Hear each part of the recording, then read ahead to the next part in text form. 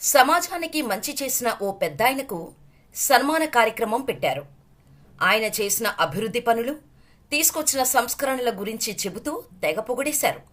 ఇక ఆ తర్వాత ఆయనకు శాలువ కప్పి పూల బొకే ఇస్తే, ఈ పూలతో నేనేం చేసుకుంటాను, అరడజను అరటిపళ్ళు తెచ్చి ఉంటే 3 పూట్ల కడుపు నింపుకునేవాడిని కదరా అని అన్నారాయన. దీంతో అక్కడున్న వారంతా షాక్ అయిపోయారు. స్వాతంత్ర ఉద్యమకారుడిగా, ముఖ్యమంత్రిగా సేవలు అందించిన ఈ మహానుభావుడు ఇంత పేదరికంలో కొట్టుమిట్టాడుతున్నాడా అని అంతా బాధపడ్డారు. ఆ పెద్దాయనెవరో కాదు, ఆంధ్రకేసరి టంగుటూరి ప్రకాశం పంతులు. కాస్ట్లీ లీడర్గా ఉన్న ఆయన ఒక్క పూట కడుపు నింపుకోవటం కోసం ఎందుకు బాధలు పడ్డారు? కాంగ్రెస్ అధిష్టానం పంతులుగారిపై కక్ష కట్టిందా? పంతులుగారిని మోసం చేసింది ఎవరు? ఒంగోలుకు సమీపంలోని వినోదరాయునిపాలెంలో ఓ పేదింటిలో పుట్టారు టంగుటూరి. తండ్రి గోపాలకృష్ణయ్య, తల్లి సుబ్బమ్మ. టంగుటూరికి 11 వయసు వచ్చేసరికి తండ్రి మరణించాడు. కుటుంబ భారమంతా తల్లి సుబ్బమ్మపైనే పడింది. పిల్లలను తీసుకుని ఒంగోలుకు తీసుకొని వచ్చేసి చిన్న భోజనశాలను నడిపి పిల్లల బాధ్యత చూసుకుంది సుబ్బమ్మ. టంగుటూరి గారి బాల్యమంతా ఒంగోలు, అద్దంకి, నాయుడుపేట ప్రాంతాల్లోనే గడిచింది. 4వ క్లాస్ చదివేటప్పుడు 3 రూపాయల పరీక్ష ఫీజు లేక తల్లి పరిస్థితిని అర్థం చేసుకొని బావగారి సాయం అడగటానికి వెళ్లారు ప్రకాశం పంతులు. తన ఊరుకు 25 మైళ్ల దూరంలో ఉన్న వాళ్ల బావగారింటికి కాలినడకన వెళ్లారు. తీరా చేసి బావగారింటికి వెళితే, నా దగ్గర మాత్రమే ఎక్కడున్నాయిరా అన్నాడాయన. చేసేదేముంది అనుకుంటూ కాళ్ళు ఇడ్చుకుంటూ 25 మైళ్లు తిరిగి నడుచుకుంటూ ఇంటికొచ్చేశారు. తెలిసిన వారి దగ్గర తెరిచి చెయ్యి చాచి సాయం అడగటం ఇష్టం లేని సుబ్బమ్మ కొడుకు పరిస్థితి చూసి విలవిలలాడిపోయింది. దీంతో సుబ్బమ్మ తన పెళ్లినాటి పట్టుచీరను అమ్మి ఆ 3 రూపాయల ఫీజు కట్టి పంతులుగారు పరీక్ష రాసేలా చేశారు. ఓ పక్క పేదరికం పీడిస్తున్నా చదువుపై ఉన్న మమకారంతో చదువుని కంటిన్యూ చేశారు. తన గురువు అయిన హనుమంతరావు నాయుడుతో కలిసి రాజమహేంద్రవరం వెళ్లారు. ప్రకాశం గారికి న్యాయవాది కావాలనే బలమైన కోరిక ఉన్నప్పటికీ మెట్రిక్యులేషన్ పరీక్షలోనే పాస్ కాలేదు. దానికి కారణం ఆయనకు స్నేహితులు ఎక్కువ. అంతకుమించి ఆయనకు నాటకాలంటే చెప్పలేనంత పిచ్చి. ఒక పక్క నాటకాలలో వేషాలు వేస్తూనే పట్టుదలతో చదివి మద్రాసుకు వెళ్లి అక్కడ లా కాలేజీలో చదివి రాజమహేంద్రవరంలో న్యాయవాది వృత్తిని ప్రారంభించారు. అనంతరం తనకిష్టమైన ప్లీడరీ పరీక్షలో పాస్ అయ్యారు టంగుటూరి. అక్కడితో సంతృప్తి పడకుండా ఇంగ్లాండుకు వెళ్లి బారిస్టరై తిరిగి వచ్చారు. అనంతరం మద్రాస్, మైలాపూర్ అరవ మేధావులతో పోటీపడి ఆ రోజుల్లోనే అంటే 1917-18 నాటికి రోజుకు 1000 రూపాయల ఫీజు తీసుకునే స్థాయికి చేరుకున్నారు. అలా వచ్చిన సంపాదనతో కోస్తా జిల్లాలన్నింటిలో భూములు, బంగ్లాలు కొనే రేంజ్కు ఎదిగారు పంతులుగారు. ఇంగ్లాండుకు వెళ్లకముందే రాజమహేంద్రవరంలో చాలా తక్కువ కాలంలోనే పేరు ప్రఖ్యాతలతో పాటు డబ్బు కూడా బాగా సంపాదించారు. దీంతో రాజమహేంద్రవరానికి మున్సిపల్ చైర్మన్గా ఎన్నికయ్యారు కూడా. అప్పటికి ఆయన వయస్సు కేవలం 30 సంవత్సరాలే. ఆయన రాజకీయ జీవితం ఇక్కడే మొదలైంది. ఆ తరువాతే ఇంగ్లాండుకు వెళ్లారు. ఆయన దేశానికి తిరిగి వచ్చిన టైంకి స్వాతంత్ర్యం కోసం ఆందోళనలు మరింత ఎక్కువయ్యాయి. దాదాబాయి నౌరోజీ ఆధ్వర్యంలో రాజకీయాల్లోకి వచ్చేశారు. స్వాతంత్ర పోరాట ఉద్యమంలో చురుకుగా పాల్గొంటూ తక్కువ కాలంలోనే జాతీయ నాయకుల దృష్టిని ఆకర్షించారు. గాంధీజీ పిలుపుతో తన ప్లేడర్ వృత్తిని పూర్తిగా వదిలి జాతీయోద్యమంలోకి ఉరికాడు. తన సర్వస్వాన్ని ప్రజాసేవకే అంకితం చేశాడు. లాయర్గా ఎంతో మందిని జైళ్ల నుంచి బయటకు తెచ్చిన ఆయన ప్రజల కోసం తాను స్వచ్ఛందంగా జైలు శిక్షను అనుభవించాడు. గాంధీజీ ఆశయాల ప్రచారం కోసం స్వరాజ్య పత్రికను స్థాపించి గాంధీజీకి నిజమైన అనుచరునిగా ఆయన మెప్పును పొందాడు. ప్రకాశం పంతులు గారికి అసలు ఆంధ్రకేసరి అనే బిరుదు ఎలా వచ్చింది అనే డౌట్ ఉంటుంది. ఈ బిరుదు వెనుక పెద్ద స్టోరీనే ఉంది. సైమన్ కమిషన్ ఏర్పాటు చేసిన రోజులవి. అప్పుడే బ్రిటిషర్స్ సైమన్ కమిషన్ భారతదేశానికి వచ్చింది. అప్పటి కాంగ్రెస్ నేతలు సైమన్ కమిషన్లో భారతీయులు లేరు అంటూ కమిషన్ రాకను వ్యతిరేకిస్తూ ఆందోళనకు పిలుపునిచ్చారు.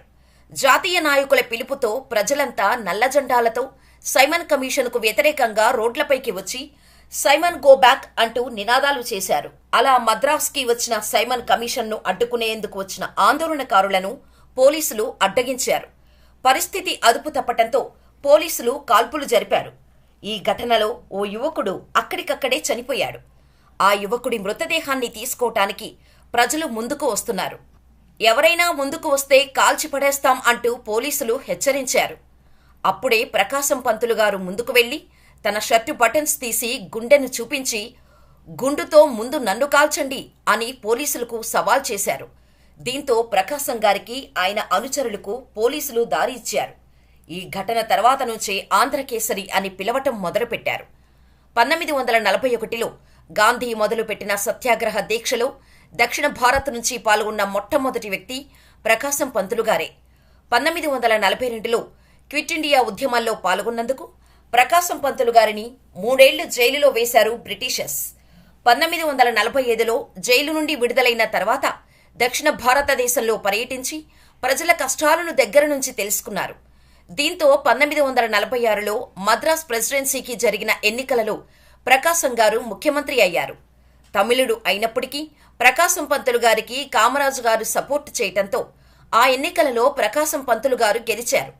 అప్పుడు పంతులు గారికి పోటీగా నిలబడి ఓటమి పాలైంది రాజాజీ గారు. కానీ ఆ ప్రభుత్వం 11 నెలలు మాత్రమే పనిచేసి ఓడిపోయింది. అయితే గాంధీజీ కొందరి చెప్పుడు మాటలు విని ప్రకాశం పంతులు గారిని తప్పుబట్టారు. అయినా సరే ఏమాత్రం వెనకడుగు వేయలేదు టంగుటూరి. కాంగ్రెస్లో ఉండి కాంప్రమైజ్ కాలేక ఆ పార్టీని వీడి ప్రజా పార్టీని స్థాపించి ప్రచారం చేసినప్పటికీ ఆయన మళ్లీ అధికారంలోకి రాలేకపోయారు. ఇక ఈ టైంలోనే 1952లో పొట్టి శ్రీరాములు ప్రత్యేక ఆంధ్ర రాష్ట్ర కోసం ఆమరణ నిరాహార దీక్ష చేస్తున్న సమయంలో వారికి మద్దతుగా ప్రకాశం పంతులు ఉద్యమంలో పాల్గొన్నారు. భాష ఆధారంగా రాష్ట్రాలను ఏర్పాటు చేసినప్పుడు తెలుగులో మాట్లాడే వారికి ప్రత్యేక రాష్ట్రం ఎందుకు ఇవ్వరు అని నెహ్రూ ముందుకు రూపాయి నోటు విసిరి, చూడండి ఈ రూపాయి నోటులో 1 రూపాయి అని తెలుగులో రాసి ఉంది, మాకు ప్రత్యేక రాష్ట్రం ఎందుకు ఇవ్వరు అని నిలదీశారు. అయినా సరే భారత సర్కారు ఆంధ్ర రాష్ట్రం గురించి ఆలోచించలేదు. దీంతో పొట్టి శ్రీరాములు ఆమరణ నిరాహార దీక్షను కొనసాగించారు. అలా పొట్టి శ్రీరాములు గారి ఆత్మార్పణం తర్వాత 1953 అక్టోబర్లో ప్రత్యేక ఆంధ్ర రాష్ట్రం ఏర్పడింది. ఆంధ్రులకు ప్రత్యేక రాష్ట్రం కోసం పోరాటం చేసి తీర్మానం చేయించి కర్నూలు రాజధానిగా రాష్ట్రాన్ని సాధించి నెహ్రూ గారి కోరిక మేరకు ప్రకాశం పంతులు గారు మొదటి ముఖ్యమంత్రిగా బాధ్యతలు చేపట్టారు. ఇలా ముఖ్యమంత్రి అవ్వగానే అలా కృష్ణా బ్యారేజీ నిర్మాణం చేపట్టారు ప్రకాశం పంతులు. అటు తిరుపతిలో శ్రీ వెంకటేశ్వర విశ్వవిద్యాలయాన్ని ప్రారంభించారు. అయితే కాంగ్రెస్ నుంచి బయటకు వచ్చేయడంతో ప్రకాశం పంతులపై అప్పటి నేతలకు పీకల దాకా కోపమున్నా ఎక్కడా బయటకు చూపించేవారు కాదు. ఆయన ముఖ్యమంత్రిగా పనిచేయడం ఇష్టం లేక ఆ విషయాన్ని ధైర్యంగా చెప్పి ప్రకాశం పంతులు గారికి వ్యతిరేకంగా గళం విప్పే ధైర్యం లేక నెహ్రూ గారికి పంతులు గారిపై చాడీలు చెప్పటం మొదలుపెట్టారు. చాడీలు చెప్పే గ్యాంగ్లో మొదటి వరుసలో సి రాజగోపాలాచారి మొదట ఉండేవారు. ఎందుకంటే ఎన్నికలలో ప్రకాశం పంతులు తనను ఓడించారన్న కసి ఉండేది. దీంతో రాజాజీ చెప్పే పితూరీలతో జవహర్లాల్ నెహ్రూ ప్రకాశం మీద కోపం పెంచుకున్నారు. అలా దురాశపరుల మూలంగానూ శాసనసభ స్పీకర్ తెలివి తక్కువతనం కారణంగానూ ఒకే ఒక్క సీటు తేడాతో 1953 అక్టోబర్లో ఏర్పడిన ఆంధ్ర రాష్ట్ర తొలి మంత్రివర్గం నవంబర్ 1954 నాటికి కుప్పకూలిపోయింది. టంగుటూరి ప్రకాశంపై అవిశ్వాస తీర్మానం నెగ్గింది. అది కుట్రపూరితంగా నెగ్గించిన తీర్మానమని అందరికీ తెలుసు. అయినా సరే ప్రకాశం పంతులు తన రాజీనామా సమర్పించి పదవి నుండి తప్పుకోవడంతో రాష్ట్రపతి పాలన వచ్చింది. ప్రకాశం పంతులని తిరిగి కాంగ్రెస్ పార్టీలోకి తెచ్చి తన ఆధీనంలో పనిచేయించాలన్నది నెహ్రూ పట్టుదల. కానీ అందుకు ప్రకాశంలోని ఆత్మాభిమానం అంగీకరించలేదు. ప్రకాశం గారికి వ్యతిరేకంగా ఓటు వేసిన వారు తమ తప్పు తెలుసుకొని మళ్లీ ఓటింగుకు వెళ్దామని బతిమాలారు. కానీ వినకుండా శాసనసభ నుండి తిన్నగా గవర్నర్ వద్దకు వెళ్లిన తన రాజీనామాను సమర్పించిన నిఖార్సైన వ్యక్తి ప్రకాశం పంతులు. ఆ తర్వాత ప్రజా పార్టీ, కాంగ్రెస్ పార్టీలు కలిసి తిరిగి ఎన్నికల్లో మళ్లీ గెలిచాయి. ప్రజలంతా మళ్లీ ప్రకాశం గారే ముఖ్యమంత్రి కావాలని అనుకున్నారు. కానీ కాంగ్రెస్ అధిష్టానం మాత్రం అందుకు ఒప్పుకోలేదు. అప్పటి కాంగ్రెస్ అధ్యక్షులు చేబర్, లాల్ బహదూర్ శాస్త్రి స్వయంగా విజయవాడ వచ్చి ప్రకాశం పంతులు ముఖ్యమంత్రి కాకుండా చేయాల్సిన అన్ని పనులు చేశారు. కాంగ్రెస్ తనకు వ్యతిరేకంగా పనిచేస్తుందని తెలిసినా సరే ప్రజలు మద్దతు ఉంటే సీఎం అవుతాం, లేదంటే లేదు అన్న ఒకే ఒక ధీమాతో విజయవాడ మండు టెండలో నెత్తిన తడిగుడ్డ వేసుకుని పక్కనే ఉన్న పల్లెటూరికి వెళ్లారు. అప్పటికి ఆయన వయస్సు 83 ఏళ్లు. ఆ ఎండలోనే తిరిగి వచ్చి గెస్ట్ హౌస్లో నిద్రపోతే కాంగ్రెస్ అధిష్టానం మాత్రం ఆయన పెద్దవారయ్యారు కదా అన్న సాకు చూపించి పక్కన పెట్టేయటానికి కుయుక్తులు పన్నారు. ప్రకాశం పంతులు గారి స్థానంలో గోపాలరెడ్డి గారిని ముఖ్యమంత్రిగా ప్రకటించారు. అలా ప్రకాశం గారి చివరి రోజుల్లో ఆయన ద్వారా ఎదిగిన వారే రాజకీయ ద్రోహం చేశారు. ఆయనతో ఉంటూ రాజకీయ ఓనమాలు నేర్చుకున్న వారే వెన్నుపూటు పొడిచారు. 1955లో మధ్యంతర ఎన్నికలు వచ్చినప్పటికీ ప్రకాశం గారు ప్రత్యక్ష రాజకీయాలకు గుడ్ బై చెప్పేశారు. ఇక 1956 నవంబర్ 1న హైదరాబాద్ విలీనంతో ఆంధ్రప్రదేశ్ అవతరణ జరిగింది. ప్రకాశం గారి ముఖ్య అనుచరుడైన నీలం సంజీవరెడ్డి గారు ముఖ్యమంత్రి అయ్యారు. ఆయన వెన్నంటే ఉన్నవారు పదవుల కోసం వెన్నుపోటు పొడిచినా ఏనాడు అధికారం కోసం పాకులాడలేదు. రాజకీయాలకు దూరమైనా ప్రజలకు మాత్రం దూరం కాలేదు ప్రకాశం గారు. అలా 1957 మేలో 85 సంవత్సరాల వయసులో వడదెబ్బకు మరణించిన ఇద్దరి ముసలివారి కుటుంబాలను పరామర్శించేందుకు వెళ్లి అదే వడదెబ్బకు గురై ఆస్పత్రి పాలయ్యారు. వయసు పైబడటం, అప్పటికే అనారోగ్యంతో బాధపడుతున్న ప్రకాశం పంతులని వడదెబ్బ మరింత కుంగదీసింది. దీంతో హైదరాబాద్లోని ఉస్మానియా ఆస్పత్రిలో 18 రోజులు చికిత్స చేసినా పరిస్థితిలో మార్పు రాలేదు. ఆక్సిజన్ మాస్క్ పెట్టాలని డాక్టర్స్ చెప్పినా ప్రకృతి చికిత్సను నమ్మినవాడు కాబట్టి కృత్రిమంగా ప్రాణవాయువు పీల్చటమా కాదు పొమ్మన్నారు. ఆయన మాటను కాదని ఆక్సిజన్ పెట్టే సాహసం చెయ్యలేదు డాక్టర్లు. అలా 20 రోజులు గడిచాయి. పరిస్థితి రోజురోజుకి క్షీణించి మే 20, 1957న తుది శ్వాస విడిచారు పంతులుగారు. టంగుటూరి ప్రకాశం పంతులు పేదరికం అనుభవించటానికి అప్పటి కుళ్ళు రాజకీయాలు ఒక కారణమైతే ఆయనకున్న మితిమీరిన జాలి, దయాగుణం మరో కారణమయ్యాయి. ఎవరైనా సాయం అడిగితే తన దగ్గర ఎంతుంటే అంతా ఇచ్చేవారు. బీరువాలో ఎంతుంటే అది 2 చేతులతో తీసిచ్చేవారు. తన కోసం, తన కుటుంబం కోసం ఏదీ దాచుకోలేదు. అలా సంపాదించిందంతా పోయింది. పంతులుగారి మంచితనం ఎలా ఉంటుందంటే ఆయన న్యాయవాదిగా పనిచేసేటప్పుడు ధనవంతుల దగ్గర ఎంత డబ్బు తీసుకున్నా లేని వాళ్ళ దగ్గర ఒక్క పైసా కూడా తీసుకునేవారు కాదు. ఒకసారి ఆయన కోర్టులో వాదిస్తున్నప్పుడు తన ఇంట్లో ఎవరో చనిపోయిన వార్త అందింది. అయినా సరే ఆయన వెళ్లకపోవటంతో జడ్జ్ ఇంకా ఇక్కడే ఎందుకున్నావని అడిగారు.